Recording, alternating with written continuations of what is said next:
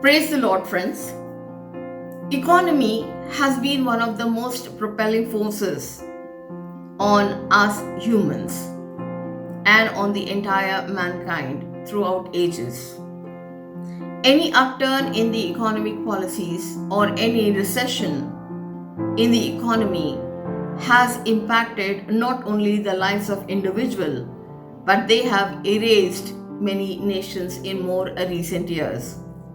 We find that any bad decision, any bad economic decision by any government or agencies that are involved in financial decisions have made an impact throughout history. Interestingly, Bible does not mention the ushering in of money. It only mentions in Genesis, the first book, that some kind of barter system went on as a mode of exchange. We find that gold, silver, cattle were exchanged for the things that were needed by an individual or by a society. In Genesis, we find that the first man, Adam, paid a high price for ushering in the sin into the world. And we find that in the law of Jubilee, that is mentioned in Leviticus 25, is one of the most powerful statement on free market capitalism. But when we turn our attention towards New Testament, a fresh energy comes to us from Jesus Christ, who has to tell loads on economy and policies attached to it. Most of the people believe that Jesus never had any economic point of view, because most of us think that religion and economy has got nothing to do with each other. But when we turn the pages of New Testament, we find that Jesus Christ was too vocal about the economy of his time. He was very much worried about the impact it had on those people who were affected by it.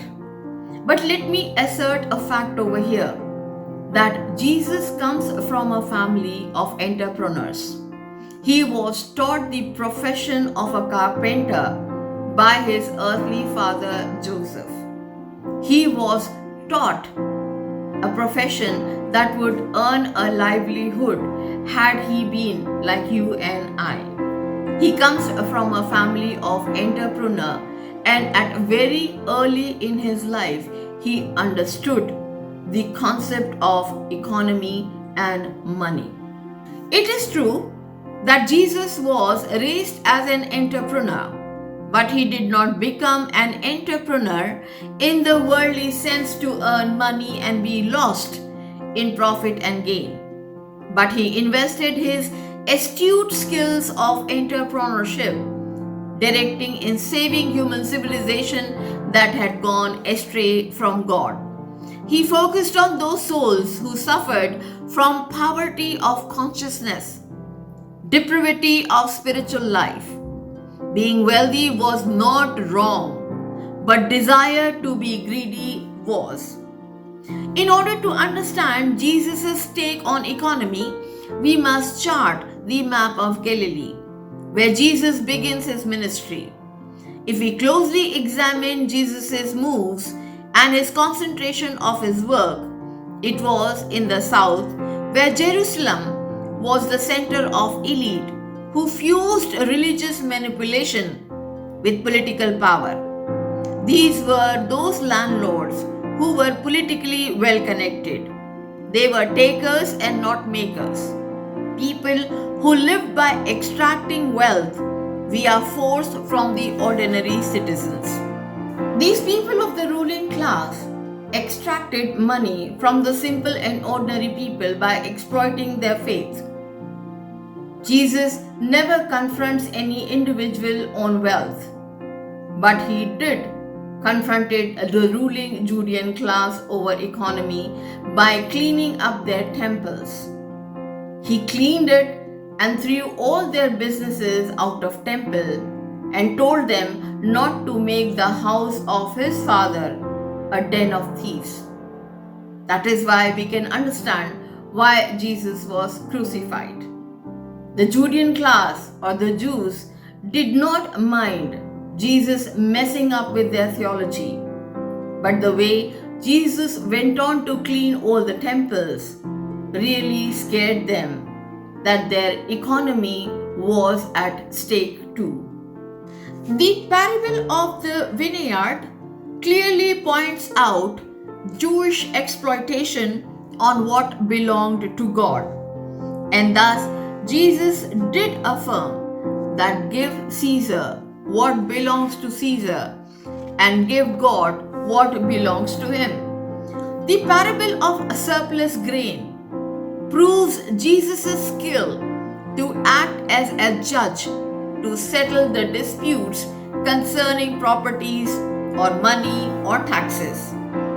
Above all, he never failed to make the strong statement that all our blessings in the earthly possessions and power is given to us by God.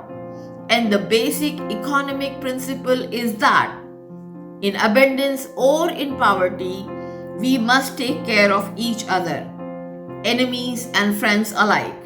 He insisted that it is easier for a camel to go through the eye of the needle than someone who is rich. Over here, Jesus redirects to the fact that existential concerns cannot be greater than the spiritual lostness.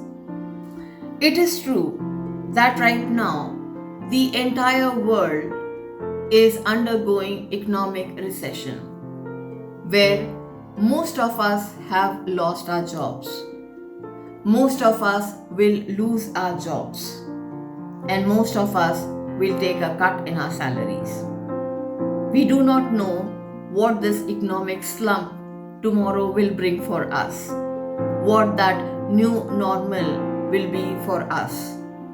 But it is through Jesus' teaching that we learn the redistribution of wealth. Jesus is standing there with the poor and needy and is asking for those who are wealthy to provide for them. Jesus redirects us.